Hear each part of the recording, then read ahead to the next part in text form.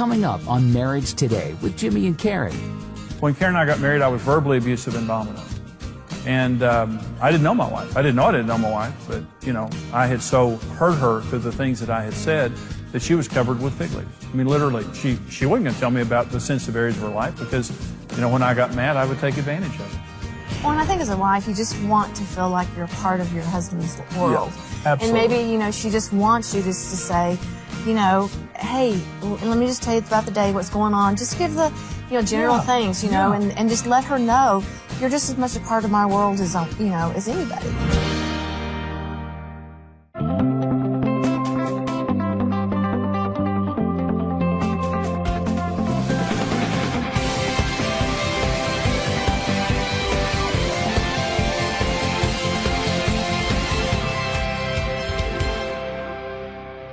One of the most important things that we understand related to marriage is there are laws.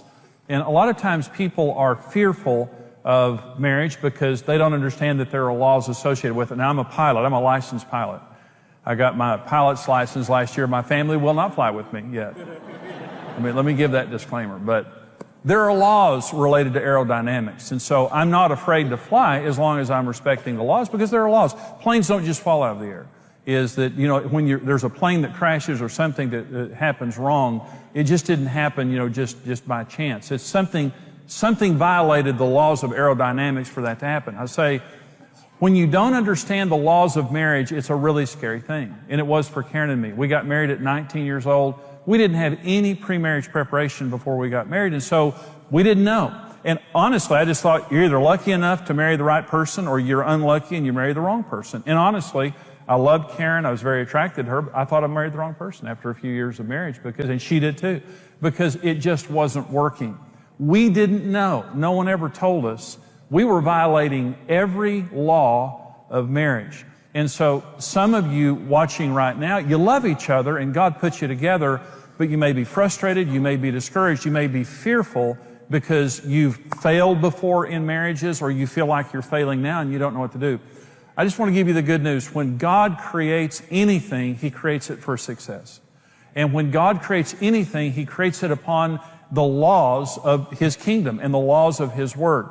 So when God created marriage, He said some very important words. And this is Genesis 2:24 and 25. You probably heard this before.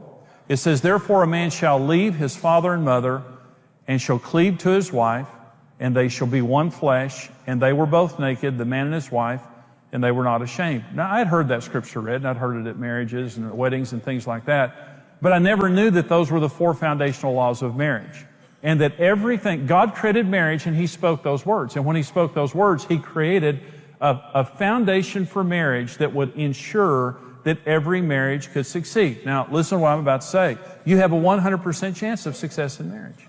You were made for marriage. God made you in your mother's womb, and you were made for marriage. And some people just think, I don't know that I can succeed in marriage. I'm fearful of marriage. I have a 50-50 chance. You don't have a 50-50 chance. You have a 100% chance if you do it God's way.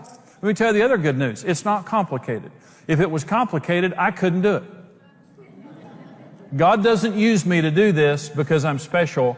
God uses me to do this because if I can do it, anybody can do it. It's simple. There are 4 foundational laws of marriage, and once we understand these laws and just apply these laws, it changes everything. And it did for Karen and me. We were on the brink of divorce. We didn't know anything about marriage.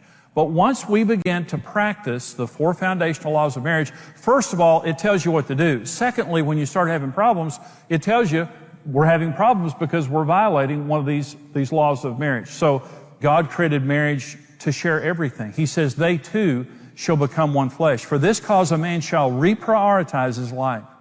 And his parents, now they're not going to be first any longer. And he's going to work hard to pursue his spouse. And by the way, that's addressed to men there, working hard to pursue your wife. And they too shall become one flesh. And what this means is we share everything in this marriage. And this is going to sound like kind of a simplistic statement. Marriage is about sharing.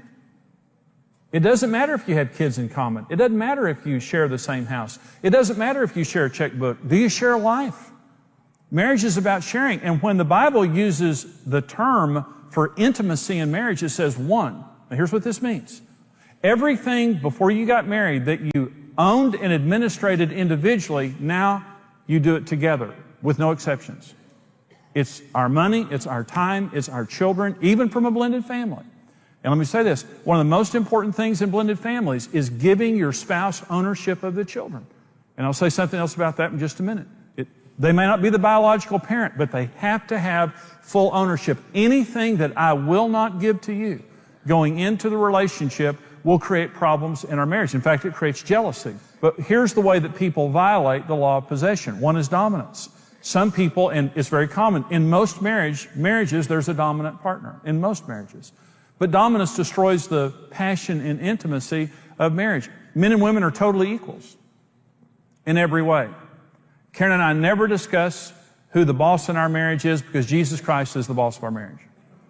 And we were totally equals. But when we first got married, I was dominant. You can be dominant through the force of your personality. You can be dominant through intimidation. In other words, you're going to pay a price if you cross me. You're going to pay a price if you speak your mind. You can be dominant through manipulation. But dominance is as common for men as it is women, and women as it is men. It's not a male issue or a female issue. It's a gender-neutral issue. But dominance simply means I'm not going to share it. It's mine. Basically, it's mine. And I'm going to control it. It's my kids, my money, my house, my schedule, whatever it is. And so, but it's always destructive.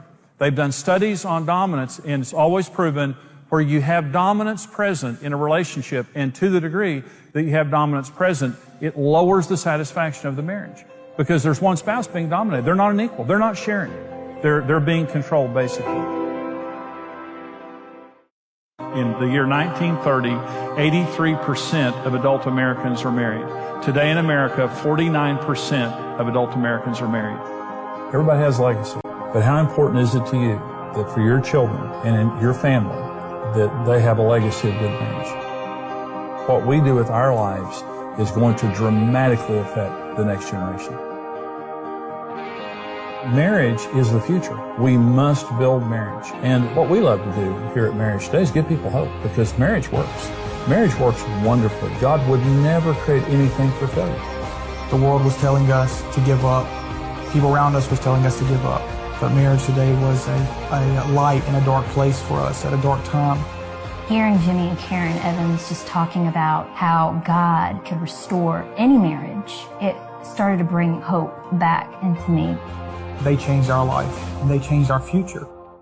We love helping people in marriage, but we have to have support to do that. In everything that we do, we know that we're touching millions of lives every year and millions of families. Would you stand with us as we build marriages in America and around the world? The families that we help and the children that we keep together with their parents are because of you. Please consider giving your most generous gift to help us here at Marriage Today lift the standard around the world for marriage and family.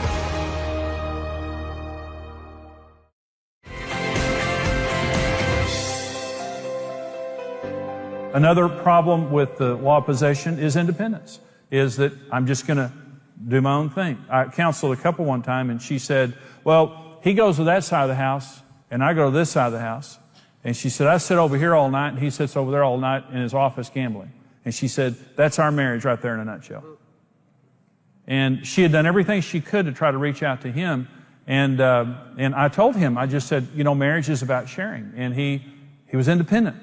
And marriage is brutal on selfish people. Marriage is not about independence. Marriage is about interdependence. If you want to be independent, stay single. But even if you're single, you're not independent. You need God. We're dependent upon God. Independence and selfishness destroys a marriage. Interdependence. I need you. I didn't get married so I could live alone on that side of the house. I got married so I could share my life with someone. Another problem with the law of possession is protection. And I'm going to go back to the blended family issue just a minute. I've counseled a lot of blended families where they get together and there's children from a previous marriage. Maybe they didn't want the marriage. Maybe they don't trust the spouse or whatever. I counseled one couple in particular. He had no authority over the kids. And it's typically better, especially when the family is new, when the marriage is new, if the biological parent does the discipline. That's typically better. It just makes sense that if, they're my biological children, I'll do the discipline. But the non-biological parent has to have full authority to discipline if necessary. and to protect themselves. And some people say, listen, they've been through a hard time, and I just don't want to do that. In fact, one woman said to me, I don't trust him with the kids. And I said, in other words, you trusted him with your life to marry him, but you don't trust him with your children? And what happened was he was in the home and he was a fair target. These kids were coming after him every day with actions and words that was ruining the quality of his life. And he said, I can't take it anymore. And I turned to her and I said, listen, he's got to have ownership of your children. And she said, I won't. I won't. There are no exceptions to this. And this is an interesting scripture. This is 1 Corinthians 7. It says, let the husband render to his wife the affection due her, and likewise also the wife to her husband. The wife does not have authority over her own body, but the husband does. Likewise, the husband does not have authority over his own body, but the wife does. This is so profound that the Apostle Paul in 1 Corinthians 7 is saying, when you get married, you actually give authority sexually of your body over to your spouse. This is not a license for abuse. This is just a license for use. And what this ensures is the fact that I'm not going to use my body against you or as a weapon or as a bargaining chip. This is not my body. This is your body to take care of your needs. And that is the spirit of marriage, the way God designed it. They too shall become one flesh. And protection. I'm not going to protect the kids from you. I'm not going to protect the money from you. We're partners. We're going to make all of our decisions together. You establish the law of possession in your marriage by asking your spouse's input on every decision and never making a decision without your spouse. And never making your spouse pay a price for telling you the truth. The spirit of a good marriage is we're partners here. We may be different. We may have different money languages. We may have different needs. We may have different perspectives, but that just makes us better. That just makes us stronger. I'm not going to make a decision without your input. And our relationship is more important than the issues. We share everything. The word my destroys marriages. It's our children. It's our schedule. It's our home. It's our money. Prenuptial agreements are a death sentence to a relationship. A prenuptial agreement basically just says, I'm not going to give you this. I don't trust you with this. And if we divorce, I don't want to lose the aquarium in my Volkswagen. And the aquarium and the Volkswagen then become this despised object in the home that your spouse knows. They love that more than they love me. You say, well, what if we get a divorce? It's going to hurt really bad and you're going to lose a lot. So you better work at your marriage. Listen, is it any surprise that things end badly when you've planned the end from the beginning? When you get married, we say these words, till death do us part. We're going to work hard at our relationship and we're going to learn about marriage because this is till death do us part. We're going to be happy or we're going to be two old, miserable people. But we're not getting out of this thing. We're going to stay committed to it. There's one other law of marriage, it's the law of purity. It says the man and his wife were both naked and unashamed. And this is before the fall. This is before sin entered the Garden of Eden. Isn't it wonderful that God, by the way, the word Eden means pleasure and delight. God created marriage in a place that means pleasure and delight. And He created Adam and Eve naked. Isn't that phenomenal? Isn't that just great? They were naked. I mean, you think about how God created marriage, it was great. And so they were naked until the fall. And you remember after the fall, the first thing that happened is they put on fig leaves. And they began to hide from each other. Now listen, they put the fig leaves on their genitals, which are the areas where you're different and you're most sensitive. Those are the most sensitive areas of your body. Well, what's the point? When you're living your marriage in purity, you can expose your differences and you can talk about all the sensitive areas of your marriage without a problem. But when you have sin in your marriage and you're sinning against each other, you cannot trust each other and you have to hide your differences and your sensitivities. When Karen and I got married, I was verbally abusive and dominant. And I didn't know my wife. I didn't know my wife, but, I had so hurt her through the things that I had said that she was covered with fig leaves. I mean, literally, she wasn't going to tell me about the sensitive areas of her life because, when I got mad, I would take advantage of it. And I was just insensitive. When I repented in living in purity, the law of purity just simply means this. I have to be careful about what I do because everything I do affects you. And when I make a mistake, I have to take responsibility for it. Those are two things I didn't do. I wasn't careful, and I'd never said I was sorry. And I didn't know my wife. We didn't have intimacy. We had sex. She was good about meeting my sexual needs, but we didn't have any intimacy in sex because we didn't know each other. We didn't talk on any deep level. I went to Karen and I asked her for her forgiveness when I hung my golf clubs up and when the Lord began to change my heart. I asked for her forgiveness, and she forgave me. And she said, Jimmy, you really wounded me with your mouth. And I said, I understand that, Karen. I said, I'm sorry, and I ask you for forgive me. And so the fig leaf started coming off her. And she began, it didn't happen overnight, but, after several weeks and several months, I noticed that she began to tell me things I didn't know. And one day she was talking to me, and she told me something, and I said, well, how long has that been going on? She said, well, years. And I said, well, why didn't you tell me that before? And she said, I couldn't trust you. But today, the sister's naked. And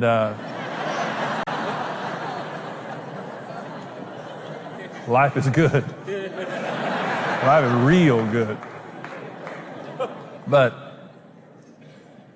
you can live in the same house, but if you got a mouth on you, if you hurt my feelings and you're disrespectful to me and you're sarcastic and you're critical and you won't take responsibility for it, you think my heart is a holy of holies, and it's a sensitive place in all of us.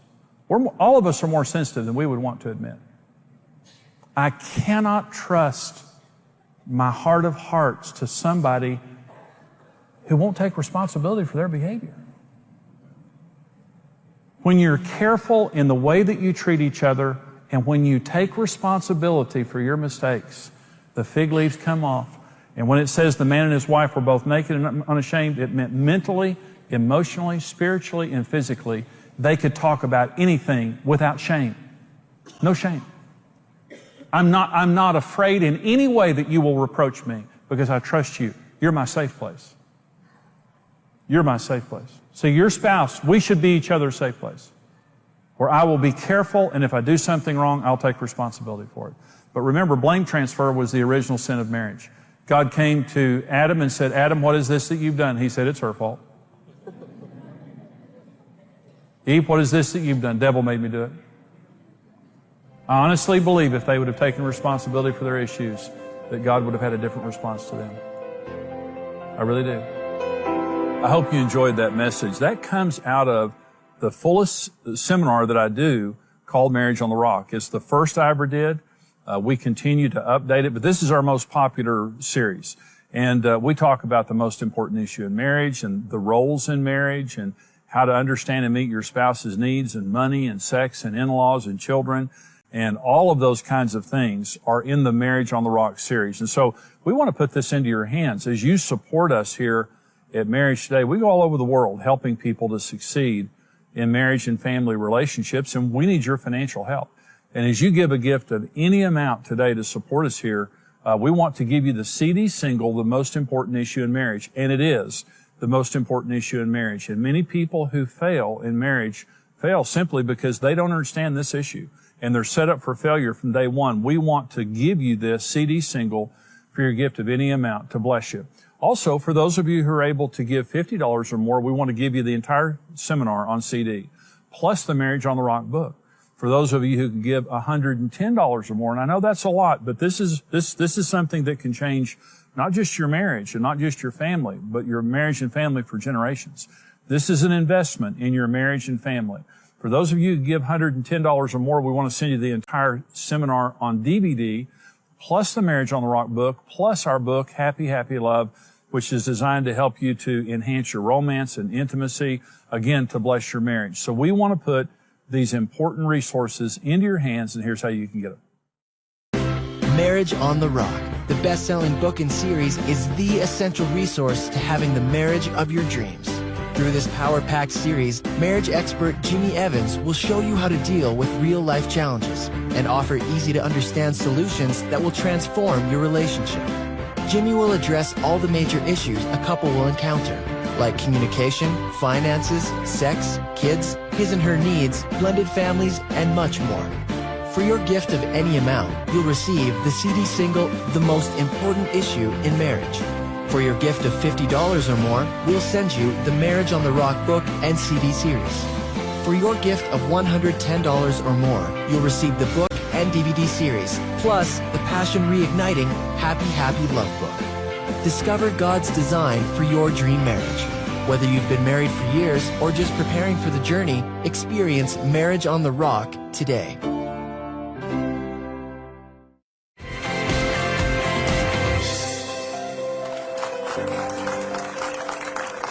You know, this program is on the 4 foundational laws of marriage. We're talking about the 2 laws, the one of possession and one of purity. These are laws from Genesis chapter 2. When God created marriage, this is what He spoke over the marriage relationship that created the universal laws of marriage. And Karen, what that means is no one's the exception. Mm-hmm. You follow these laws, marriage is wonderful. You break these laws, it'll break you. And we broke all 4. Mm-hmm. When we first got married, we were doing everything wrong. Thank God that we found this truth out, and it transformed our marriage. I agree. So we have some questions for some viewers, Karen.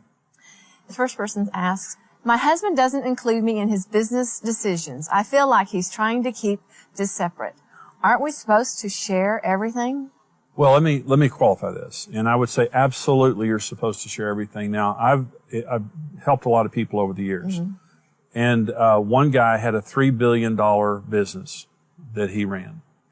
And his wife said, I would like for you to include me on everything. Well, it's an impossibility. She would have to sit at the office all day, every day and do that.